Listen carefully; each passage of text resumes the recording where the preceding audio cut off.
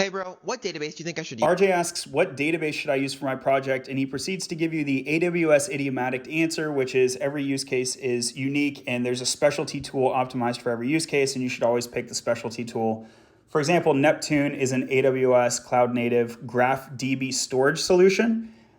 This is like true if you're a cloud scale nerd and you're AWS specific. Y'all should all go follow him. I really like RJ. But the default you should reach for is Postgres. So even if you're in cloud, you might not be in AWS. And even if you're in AWS, there actually are solutions where, believe it or not, deploying Postgres to Kubernetes is cost efficient relative to running the cloud native option.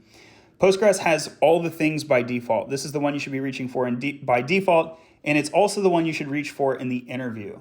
Don't fall for this trap that you need to memorize all the cloud native specialty options for the interview. You don't. No one cares. SQL versus NoSQL, no one cares in the interview today.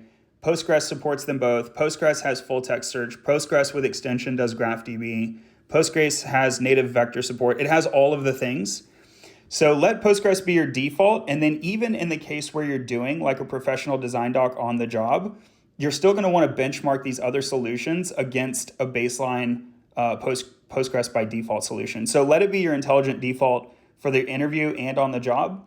And then yes, totally support to compare that baseline to other options as opportunity allows. I think this is basically my recommended mental model because I like intelligent defaults over the assumption that there's always a specialty tool that's best fit, because sometimes the specialty tool is not cost optimal actually. You can't just assume it's optimal.